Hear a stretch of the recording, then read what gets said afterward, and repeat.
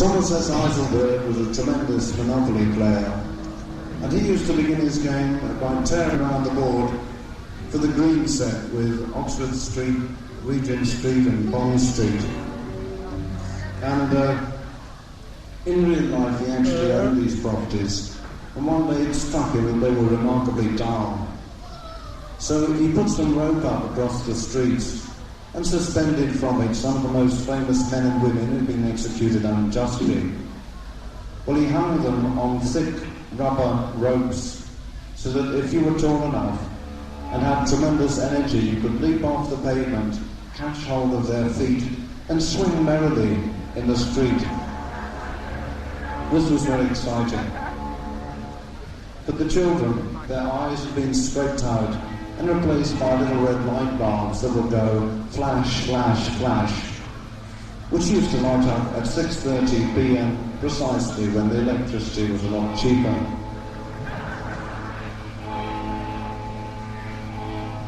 This song was written for Thomas, by Thomas. It's called Stagnation.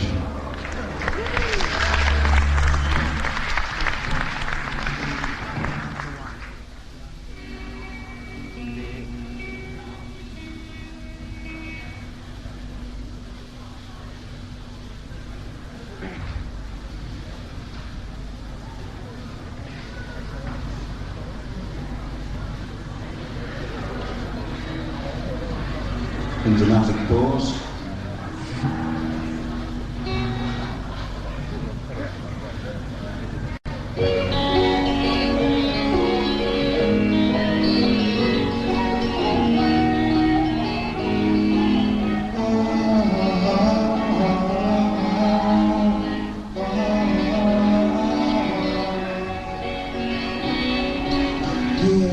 Today, the red sky tells its tale, but the only watching eyes are mine.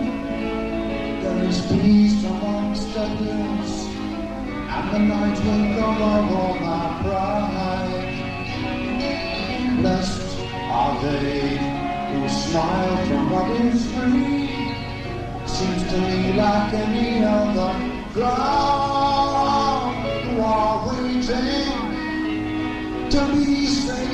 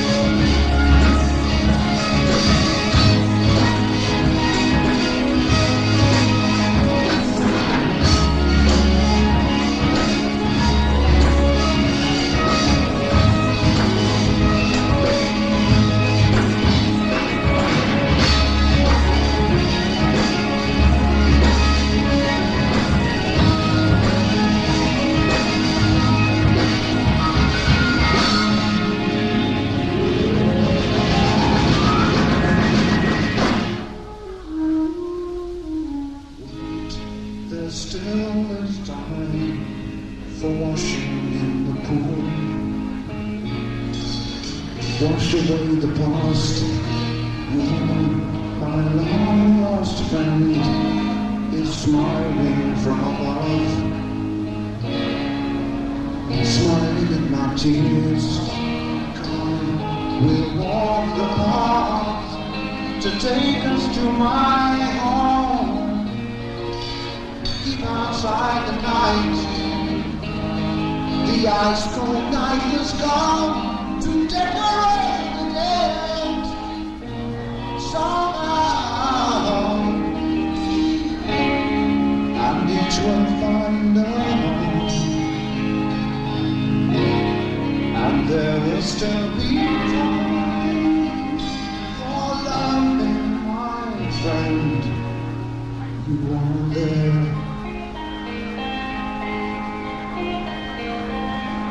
Or will I wait forever, side to silent mirror, at the stormy meadows, amongst the weeds and slime water?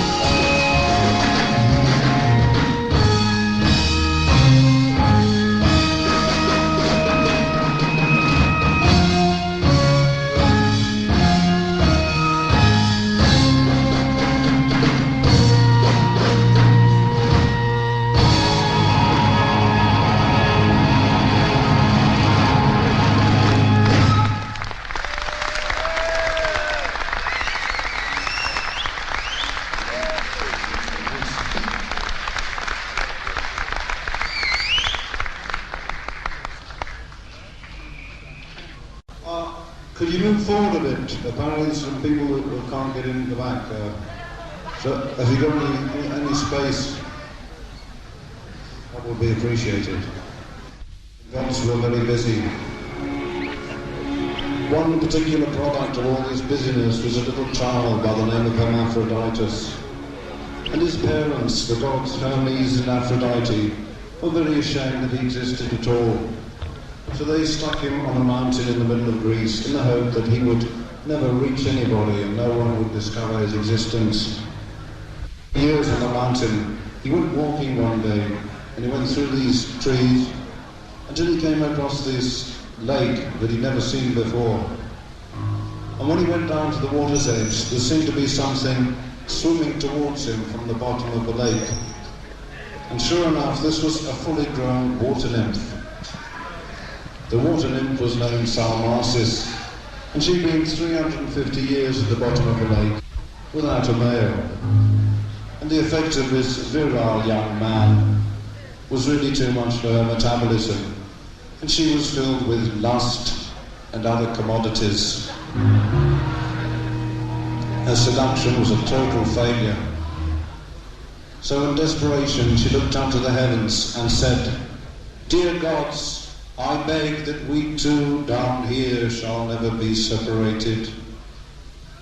And the gods, being crafty old bastards, sent down this big black cloud, melted the man and the woman, and bound them all together in one neat little hermaphrodite. The boy didn't like this at all, actually, and he laid a curse on the water, turning all who touched it into hermaphrodites likewise. This song is dedicated to the Tesco chain of supermarkets, without who none of this would have been possible. It's called The Phantom of Salmacis.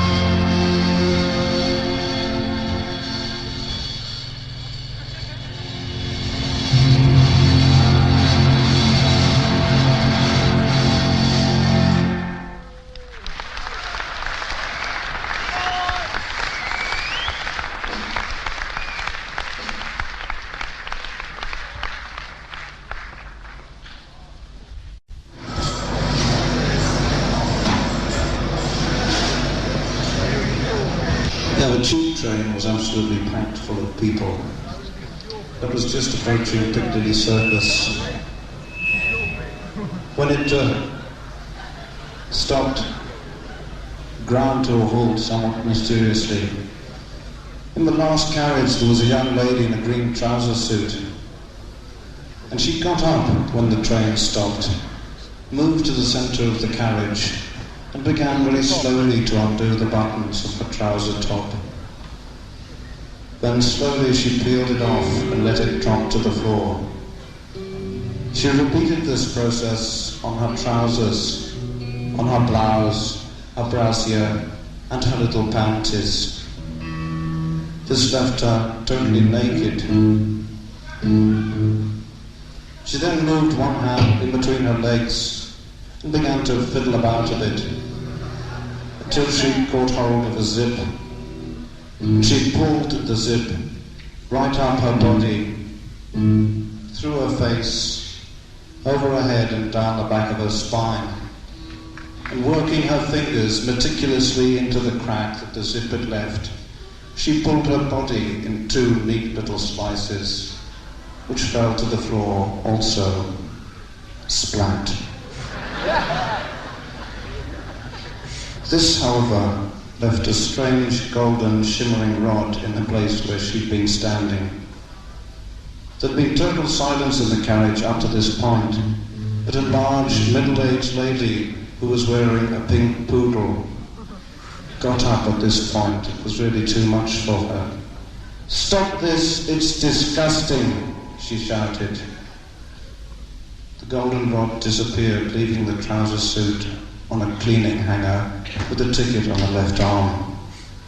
That was totally relevant to this song, which is called Twilight Alehouse.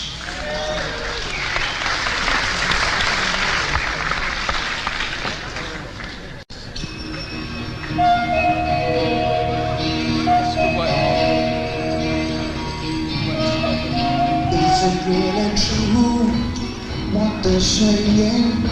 Are you really sure there's nobody coming for me?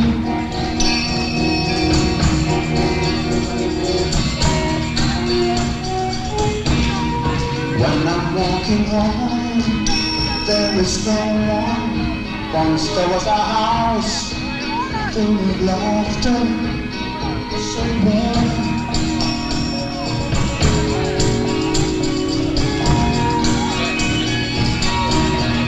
Trying to pretend there is someone who will care when I need it.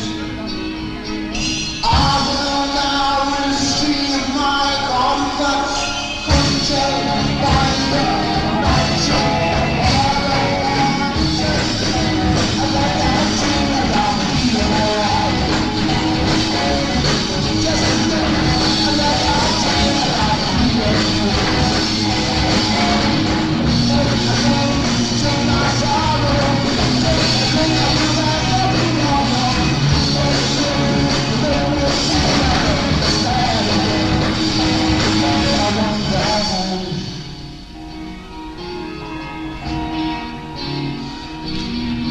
When I walk outside, there is nowhere. Children follow me with their laughter, so cold.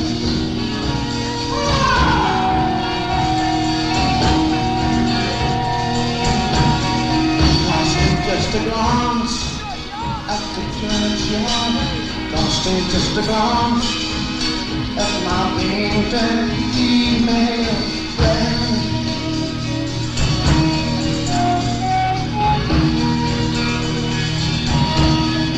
Now I'm on my way, I am falling. I need to pretend there is someone. I will now receive my comfort from God.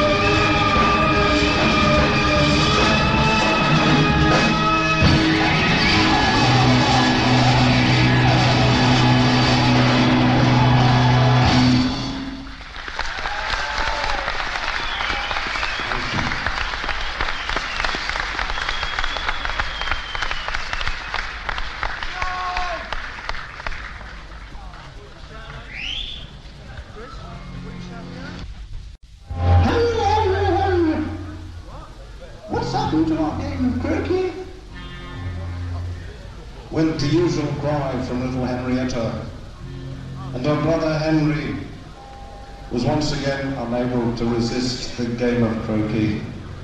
Out he went onto the pitch, and just as play was about to commence, his little sister raised the croquet mallet high in the air, with one fair swoop totally removed little Henry's head.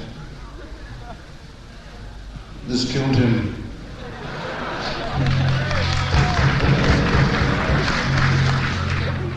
2 weeks later, she was wandering about in his room and she came across this old musical box which used to play the tune of Old King Cole.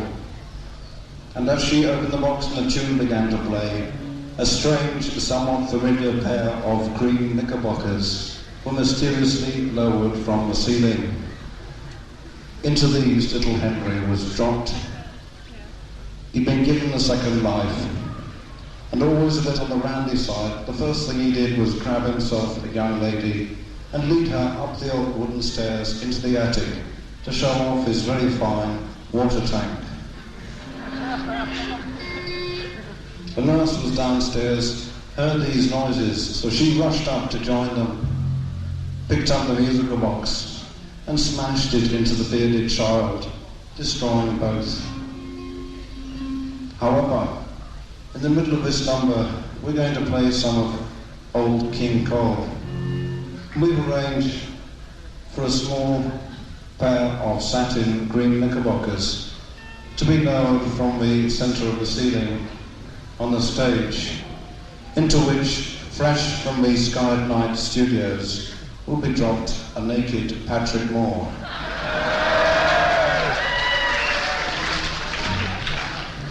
Keep your eyes skinned.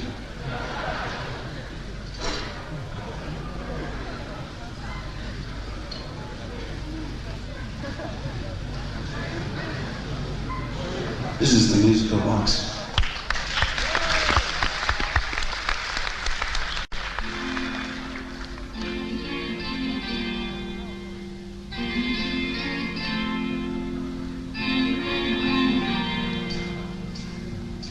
Play the old King Cole, that I may join with you. All your hearts now seem so far from me. It hardly seems to matter now. And the nurse will tell you lies of a kingdom beyond the skies. But I'm lost within this hard world. Nobody seems to matter now. Bring me my song. Here goes again. Bring me my song. Here goes again.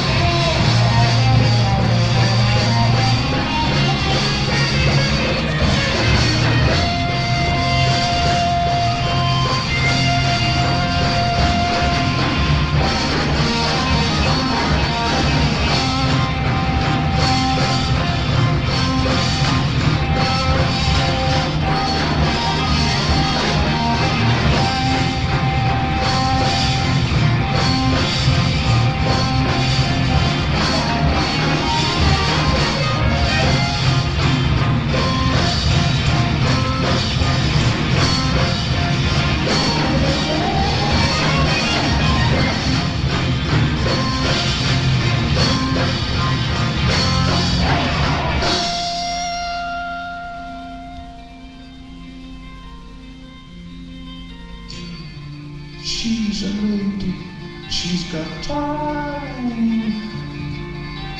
Brush back your hair and let me get to your face.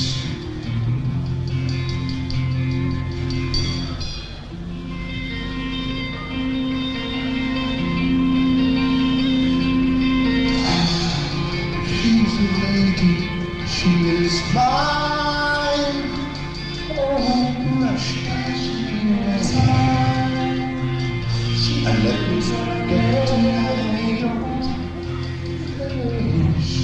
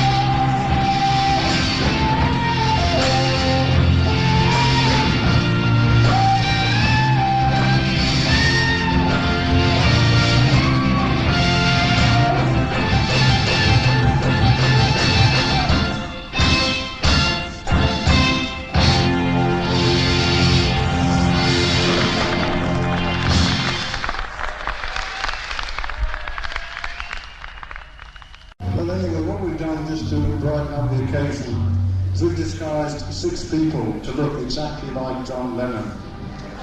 Now, if you can correctly identify the real John Lennon, tap him on the left shoulder and say into his ear, "Hello, Bouncy Bouncy, what are you doing after the show?" You'll win yourself a golden opportunity to enter the Spot Spiny Norman competition.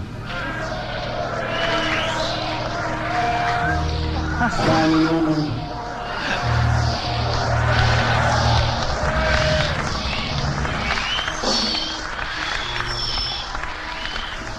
Spiny Norman is here with one imposter. If you can correctly identify the real Spiny Norman, you'll win yourself a glorious, sun-filled honeymoon holiday with our Prime Minister, Edward Heath, on board the Morning Cloud. A never to be missed opportunity.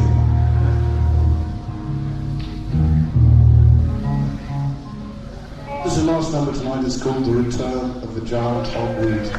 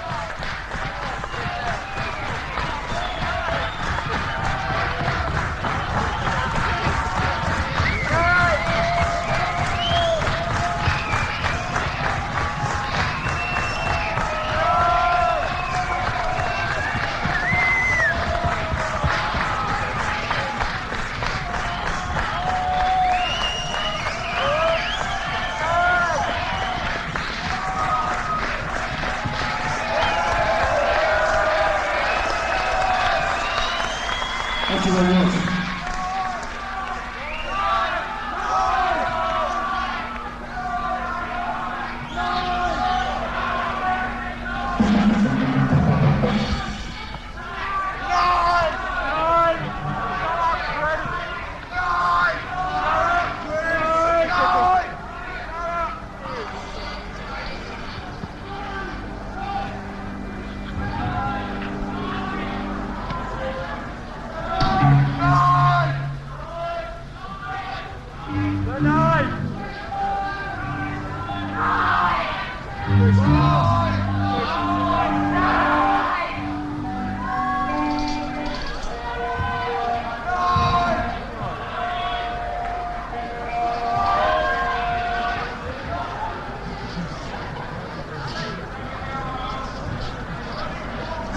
This is a bit of vintage Genesis. Thank you very much.